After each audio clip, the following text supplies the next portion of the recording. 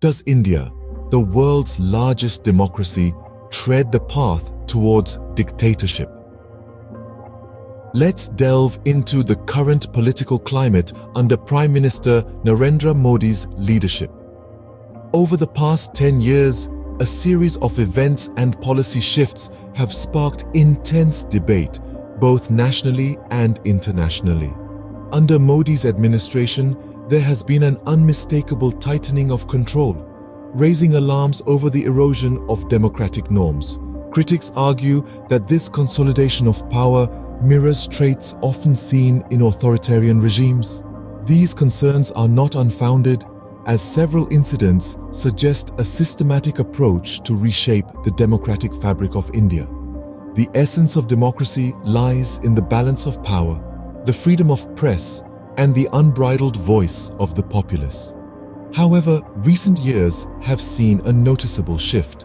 Policies and governmental actions are increasingly being scrutinized for their implications on these democratic pillars. This shift is not overnight, but a result of a series of events and decisions taken in the past decade. The Modi era, which began in 2014, brought with it a wave of changes. Under the leadership of Prime Minister Narendra Modi, India has seen a series of transformative policies and decisions. Modi's government, often seen as a beacon of decisive governance, has also been marked by its controversial and polarizing moves. One of the hallmark decisions was the implementation of the Citizenship Amendment Act, known as CAA. This act amended the existing citizenship laws to provide a pathway for non-Muslim immigrants from Afghanistan, Bangladesh, and Pakistan, who had entered India on or before December 31, 2014. Proponents argue that it provides sanctuary to persecuted minorities, while critics claim it discriminates on the basis of religion, undermining India's secular constitution. Another major and contentious policy was the abrogation of Article 370 in August 2019. This article had granted special autonomy to the region of Jammu and Kashmir. The government's decision to revoke this and bifurcate the state into two separate union territories was met with applause for integrating the region more closely with the rest of India, but also sparked immense local and international controversy. Critics argue it was done without sufficient consultation from the local populace and has led to increased militarization and restrictions in the region. Furthermore, the Modi government has aggressively pushed for digitalization and economic reforms. Initiatives like Digital India and the controversial demonetization of high-value currency notes in November 2016, aimed at curbing corruption and black money, have had mixed results. While digitalization has indeed increased transparency and accessibility, demonetization was criticized for its abrupt implementation and the resultant economic slowdown. Amid these sweeping changes, India has also witnessed significant social and political upheaval.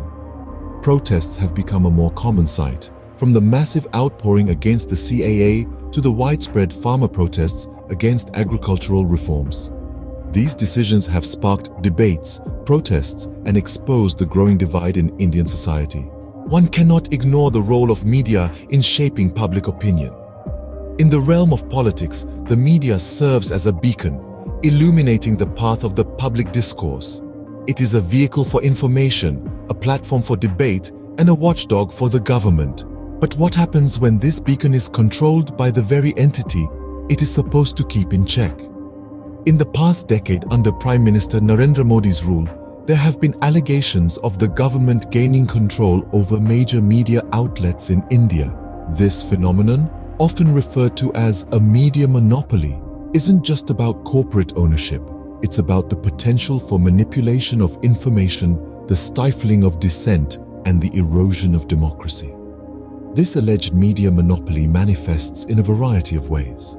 Some critics argue that it's apparent in the coverage of government policies, where dissent or criticism is often sidelined. Others point to the lack of investigative journalism into issues that may put the government in a negative light.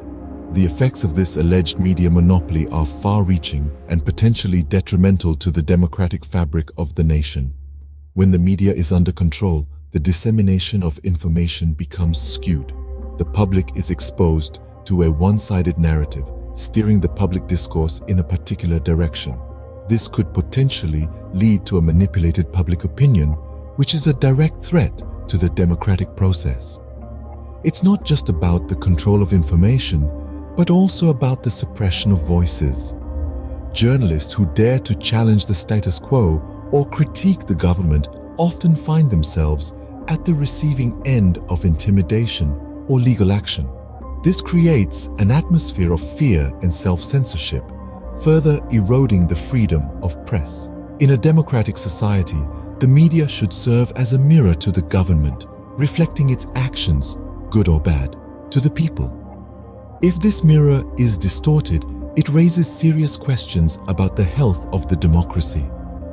This control over the media has raised questions about press freedom in India. Corruption scandals have often marred the reputation of politicians, and Modi's government is no exception. In the heart of these scandals, we find the infamous electoral bond issue, a storm that has been brewing for quite some time.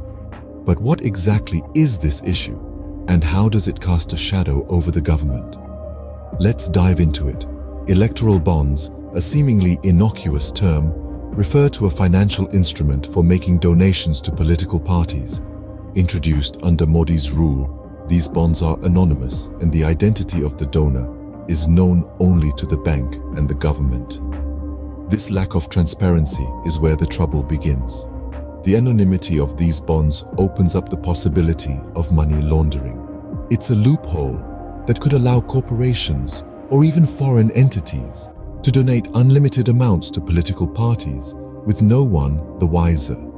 It's akin to a magic trick where money seems to appear out of thin air into the coffers of the political parties. Furthermore, the anonymity of these bonds could lead to a quid pro quo scenario. If a corporation donates a large sum to a political party, they might expect favors in return. With no accountability or transparency, the potential for corruption is immense. This issue is not just about corruption, though. It's about the erosion of democratic values. In a democracy, transparency in political funding is crucial. It ensures that the government is accountable to the people and not to a select few who hold the purse strings. But with these electoral bonds, the people are left in the dark, casting a shadow of doubt over the government's actions. The electoral bond issue is a glaring example of how corruption scandals can taint a government's image. It's a reminder that even in the highest echelons of power, accountability and transparency should never be compromised. These allegations have led to a decline in public trust and increased skepticism about the government's intentions. As we move forward, it's crucial to continue questioning, continue probing, and never let the pursuit of truth be overshadowed by the allure of power. The question remains, is India walking towards dictatorship? Throughout this exploration, several facets of Prime Minister Narendra Modi's governance have been illuminated, each casting shadows of concern over the democratic framework of India. The Modi era, marked by significant economic policies and bold political moves, has also been characterized by an increasing centralization of power. This consolidation is evident in the manner in which dissent is handled, and opposing voices are often marginalized. The issue of media control is particularly alarming. A free press is the cornerstone of any democracy, ensuring that the government remains accountable to its people. Under the current administration, however, there has been a noticeable shift. Major media outlets have either tilted favorably towards the government or have abstained from critical reporting. This phenomenon isn't merely about favorable coverage. It's about the subtle erosion of journalistic independence, which is crucial for a healthy democratic society. Furthermore, the introduction of electoral bonds has raised eyebrows across the political spectrum. These bonds, while ostensibly designed to clean up political funding, lack transparency. Critics argue that they allow for unlimited anonymous donations to political parties, predominantly benefiting the party in power and thus creating an uneven playing field. The corruption scandals that have surfaced in recent years only add to the growing apprehension. Allegations of corruption, whether in the procurement of government contracts or in other areas of governance, point to a disturbing pattern of conduct that is at odds with the principles of transparency and accountability.